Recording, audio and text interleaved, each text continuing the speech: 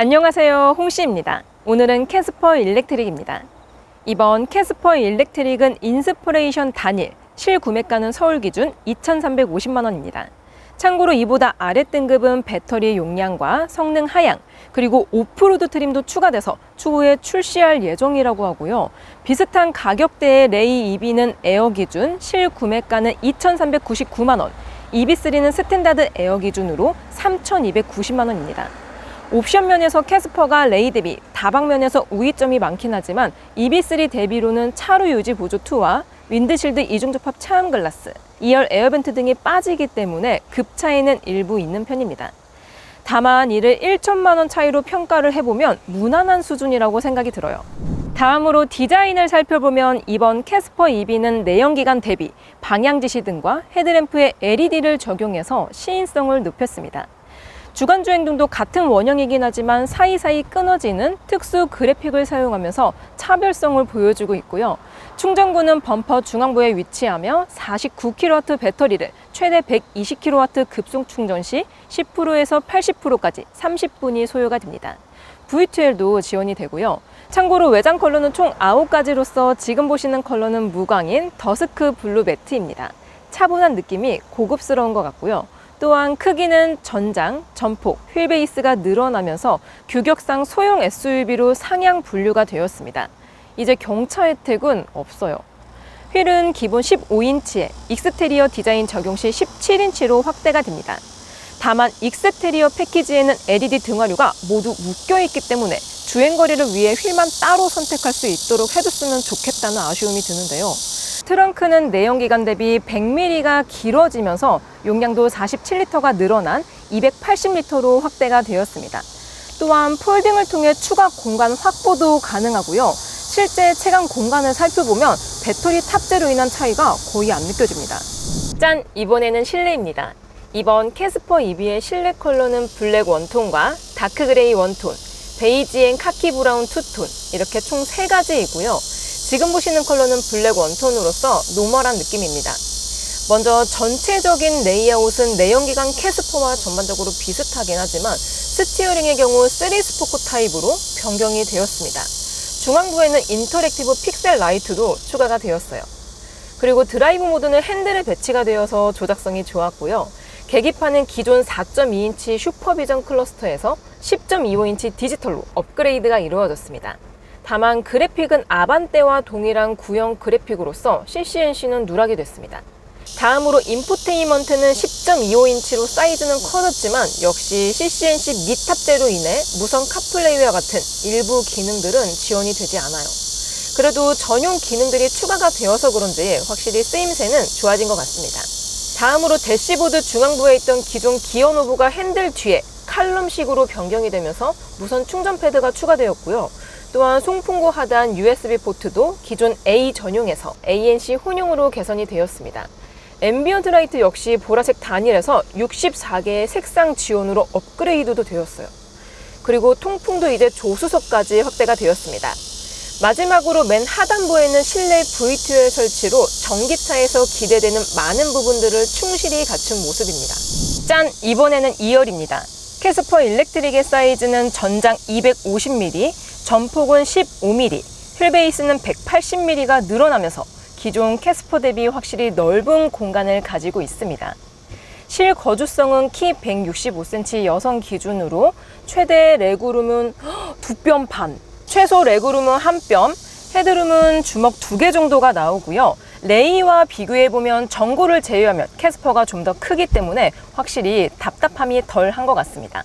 시트는 컴포트 추가 시에 1열 풀 폴딩과 함께 2열 시트에 슬라이딩 및 리클라이닝을 할 수가 있고요. 이게 움직이는 범위가 꽤 넓어서 그런지 유용할 것 같습니다. 주요 편의 옵션으로는 USB-C 타입 포트는 있지만 레이에 있는 열선이 빠졌다는 점은 좀 아쉬워요. 현재 캐스퍼 일렉트릭은 옵션 5개를 추가해서 실구매가 2,730만 원에 가장 많이 팔리고 있습니다. 물론 이렇게 구매하면 LED 헤드램프와 리어램프, 17인치 휠과 서라운드 뷰, 후측방 모니터부터 무선 충전까지 캐스퍼 EB의 주요 옵션이 모두 추가가 되긴 하지만 EB3가 슬슬 보이는 구간이 됩니다. 따라서 홍시픽 추천 견적을 짜보면 하이패스와 컴포트, 스마트 센스만 넣어서 2,530만 원에 사시는 걸 추천드립니다. 이렇게 되었을 때 물론 드레스업 및 무선 충전 등은 빠지기는 하지만 대신 휠이 15인치가 들어가기 때문에 전비는 더 좋아지고요. 어차피 차체도 작기 때문에 서라운드 뷰의 필요성도 적습니다. 딱 요 정도가 적당할 것 같아요. 자, 그럼 시승을 나가볼게요. 고! 짠! 저는 캐스퍼 일렉트릭을 타고 도로로 나왔습니다. 현재 저는 49kW 배터리가 들어간 인스포레이션 트림을 시승하고 있고요. 휠은 17인치 사양입니다. 그리고 현재 배터리는 73%가 차있고 주행가는 거리는 278km, 공조 시스템 미사용 시엔 287km라고 나와 있습니다. 현재 오르막길이 더해져 있는 방직턱 구간입니다. 제가 에코 모드로 주행하고 있거든요. 그런데도 이 정도의 오르막길을 올라갔을 때에는 무리 없이 아주 잘 올라가지고 있습니다. 그리고 이렇게 방지턱을 넘었을 때, 방지턱 넘고 나서 잔여 진동도 없고요. 또 충격 흡수를 비교적 세분화해서 흡수를 시켜주는 타입이기 때문에 상당히 편안하다라고 느껴집니다. 한 번 더 넘어볼게요. 이야, 이게 지금 17인치 휠 사양이거든요. 캐스퍼 일렉트릭은 옵션을 넣지 않으면 기본적으로 15인치 휠이 적용이 되는데요. 이렇게 17인치 휠이 달려있는데도 불구하고 이 정도의 승차감을 가지고 있는데요. 기본 인치 수인 15인치 같은 경우는 조금 더 안락하지 않을까라는 생각이 듭니다. 제가 최근에 또 모닝을 시승을 했었는데요. 모닝과 비교한다면 와, 비교할 수준이 아닙니다. 이렇게 연속된 방직턱이라든지 매눌 구간을 지나가더라도 경영급에 들어가는 서스펜션이 적용이 되어 있지는 않는 것 같습니다. 최소 이 소형 SUV급에 들어가는 서스펜션이 탑재가 된 것 같아요. 그만큼 이렇게 매눌 구간을 밟았을 때에도 노면의 진동들이 크게 전해지지 않고 있습니다. 아마 내연기관 캐스퍼와 비교했을 때 일렉트릭이 가지고 있는 장점이 정말 많긴 하지만 그 중에 하나가 승차감이지 않을까 싶어요. 승차감은 정말 급을 상회하는 수준입니다. 자, 현재 막히는 시내 길을 주행하고 있습니다. 캐스퍼 일렉트릭은 출퇴근용 시내길용으로는 아주 최적화된 차라고 생각이 드는데요. 근데 이 캐스퍼 일렉트릭에 들어가는 회생제동은 단계가 높아지면 높아질수록 약간 이질적인 그런 느낌이 있었거든요. 가령 전기차가 이렇게 대중화되기 이전에 한 4, 5년쯤에 그때는 이 전기차에 들어가는 회생제동들이 적극적으로 활용을 해주려고 하다 보니까 이렇게 말타기 현상이라든지 피칭이 심각하게 와서 승차감이 너무 안 좋다 이런 말씀을 정말 많이 하셨는데요. 캐스퍼 일렉트릭은 2024년에 출시된 신차임에도 불구하고 회생제동 레벨을 올리면 올릴수록 말타기 현상이 좀 있습니다.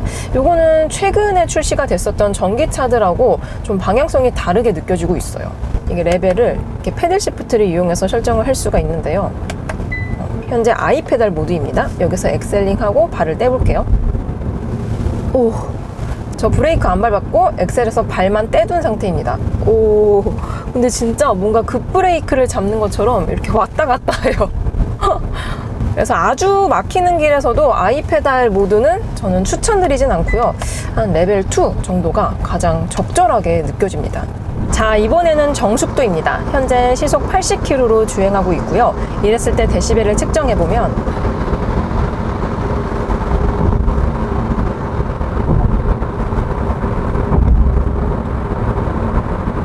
이 정도 데시벨이 나옵니다. 그럼 동일하게 시속 80km에서 윈도우도 한번 내려볼게요.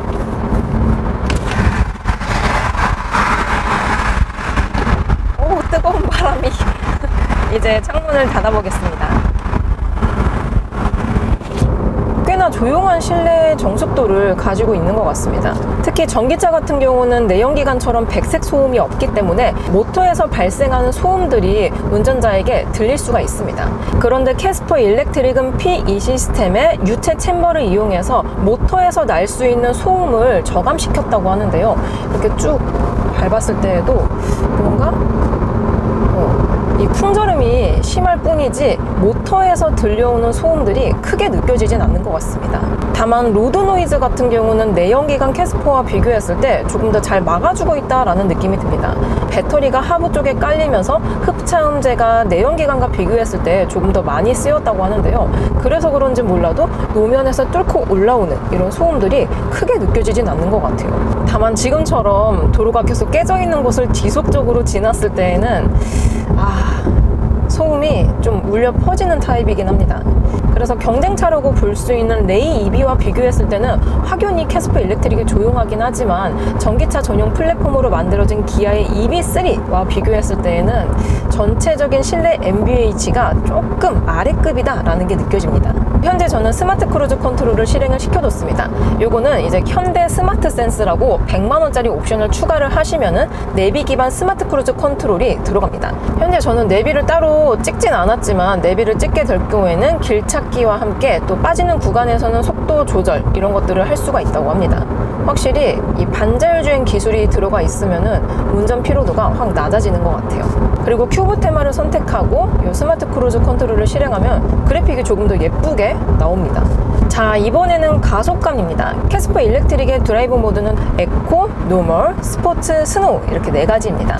현재 스포츠 모드로 바꿨더니 클러스터 상에서 디지털 계기판이 따로 바뀌진 않지만 이렇게 앰비언트 라이트 연동이 됩니다. 내연기관 캐스퍼 같은 경우는 앰비언트 라이트, 이 무드 램프가 들어오긴 하지만 색상을 따로 조절하기는 쉽지가 않았는데요. 와, 이렇게 드라이브 모드 연동까지 됩니다. 스노우 모드로 했을 때는 보라 색깔이 나오고요.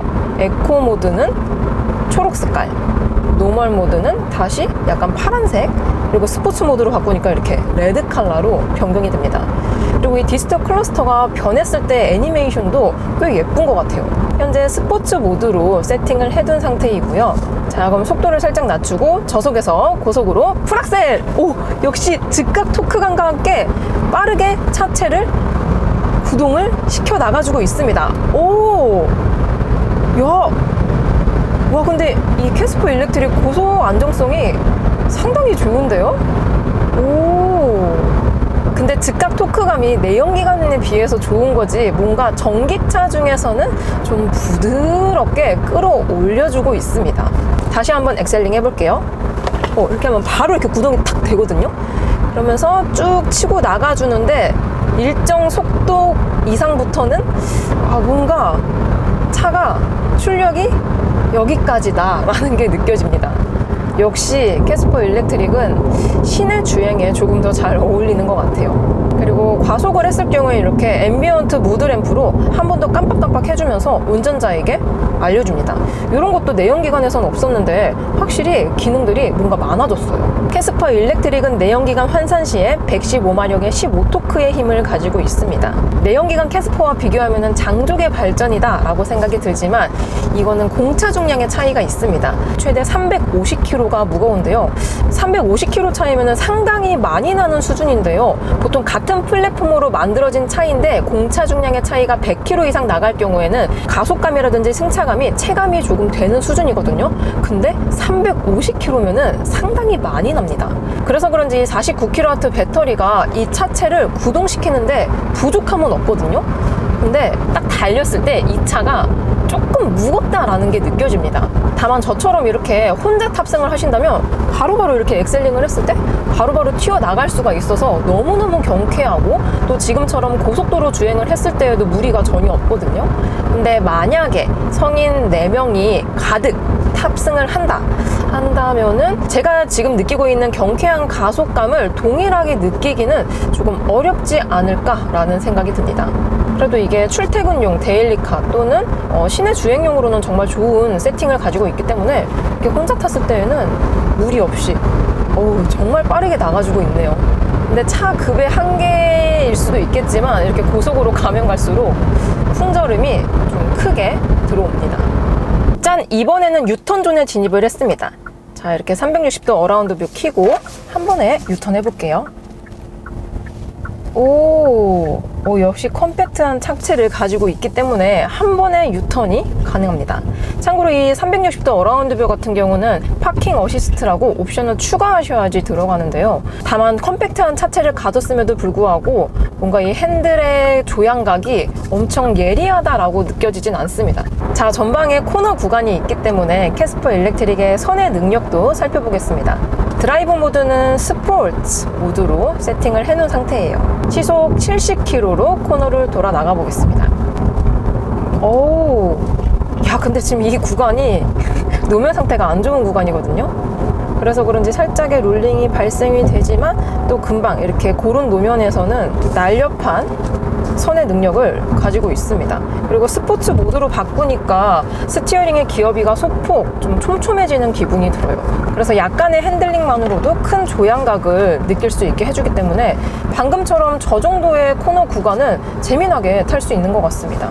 자, 이번에는 급 조향까지 같이 해보겠습니다. 제가 핸들을 튼 방향 쪽으로 살짝 기울어지면서 약한 롤링이 발생이 되었습니다. 다시 한번 반대편으로 급 조향해 볼게요. 이게 고속으로 가면 갈수록 급 조향을 했을 경우에 노면의 그립력이 살짝 옅어지는 느낌이 듭니다. 평소 주행을 했을 때 컴포트하고 편안한 하체 감각이 오히려 이렇게 다이내믹한 주행을 했을 때에는 마이너스 요소가 되는 느낌이 들거든요. 다시 한번 해볼게요.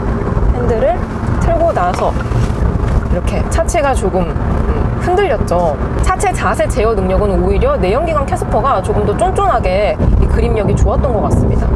그리고 스포츠 모드를 바꾸더라도 동력계라든지 스티어링 휠의 기어비 정도만 바꿔주는 정도이고 승차감하고의 연관은 없는 것 같아요. 자, 마지막으로 전비와 주행거리 정보입니다.